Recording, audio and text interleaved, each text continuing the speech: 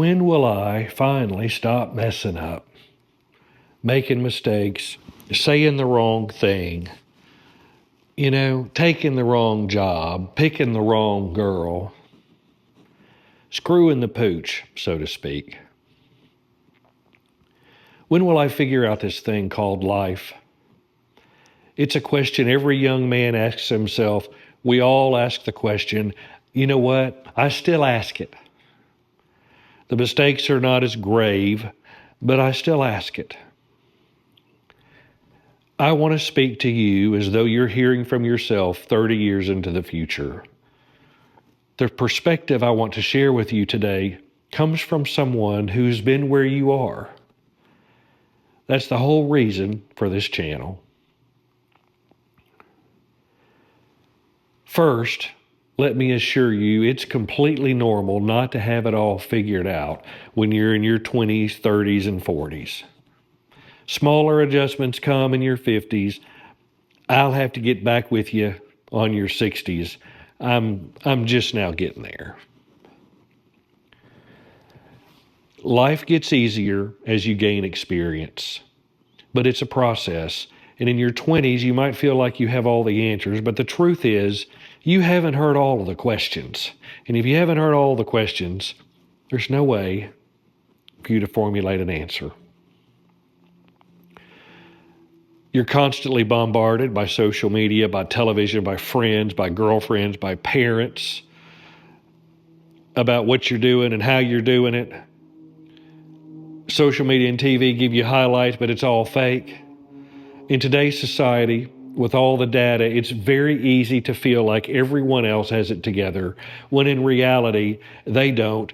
Let me tell you a secret.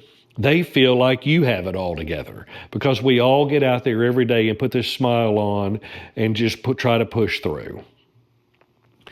When I was young, everyone around me, they seemed to have a nicer car than I did. Not only did I not have a nice car, I didn't have any car. At the end of our driveway, there was a broken down 1970 Buick Riviera, and my dad told me that I could have it if I could get it to run. So I understand how it feels to look around and see others who seem way ahead of you. I drove that old rag of a car for a year. When it finally died, I got $300 for it. But here's the thing. If you earn what you have, by the time you're 50, you'll be far ahead of most of your peers. As I look at the people that I went to high school with, the ones that had all the fancy cars and the cute girls, the majority of them, shoot, I'm richer than all of them combined. And you can be too. By the time you're in your 30s, you might be married, you might have a couple of kids. You'll likely find yourself broke, and that's okay. It's not that you have to be broke, but most of us quite simply don't have parents who can set us up for instant success. I know I didn't. That's a natural stage of life. When you're young, your expenses are high, student loans, car payments, daycare, rent, mortgage, credit cards. But think about it like a business. Tesla comes to mind. When they first started, they were burning through cash. Y'all remember that? It was because they were building their company. Elon Musk was always having to raise money. But as time passes, you get it built. It's a one-time expense. You begin to get ahead. So even though it may look like others have it together, let me assure you the majority do not. They may have more debt. Maybe their parents gave them a head start. But at the end of the race, you'll be right there with them if you just keep going. Keep making adjustments. Always, always play the long game. I know it feels like the struggle is never ending, but I promise you it does get easier. Wisdom comes from experience, and experience just quite simply takes time. You may have heard of the College of Hard Knocks. I spent a significant part of my life and career without a degree, wondering if I had one Would it have made my path easier? And I will tell you, after earning it and later after getting my master's, I did find that it did help in some ways. But it wasn't the end all. I really don't think where I sit in front of you today that I wouldn't be here anyway. It may have been a little harder. You know, watching little boys play baseball, you see how much they enjoy winning. But I will tell you something, they learn far more from losing. Unfortunately, in today's society, where everyone gets a trophy, many miss out on learning how to lose. And that's a tough but necessary lesson. If you don't learn how to cope with loss, adjusting to the real world will be much harder. Life isn't easy, and no one has it all figured out. Many of you watching this are in the middle of a storm right now. When you were little, you might have been told you were the smartest or the cutest, but out in the real world, you probably realize that's not true, and that's okay because nobody's perfect. I often hear people say, you know what, I wish you were my dad. My adult children hear it more often than I do, and they'll come tell me that they had a friend that tells them, man, I wish your parents were my parents. And kind of looking back on it, sometimes I wish I could have grown up with myself as a parent. I'm not an alcoholic. My wife and I have been very fortunate in many ways, but we faced our share of struggles. We've been dead broke twice. We have fought our way back both times. Those struggles shaped who we are today. And without those mountains to climb, I wouldn't be the person that I am right now. When I was learning to fly, I had a great instructor, but nothing came easy. Every time we would fly, the engine would quit, the flaps wouldn't work, the gear wouldn't come down, always something.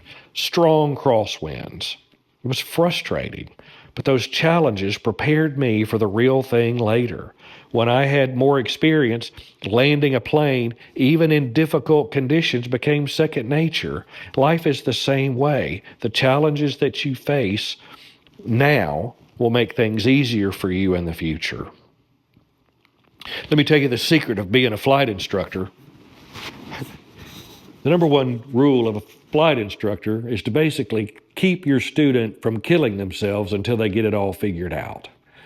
And at the end of the day, that's kind of the same job as a father or a role model. And that's one reason I started this channel. If you don't have a father figure, I encourage you to find a mentor, someone that's a little ahead of you in this game with no ulterior motive. Find someone that just wants to give back or give you some advice. You can find someone.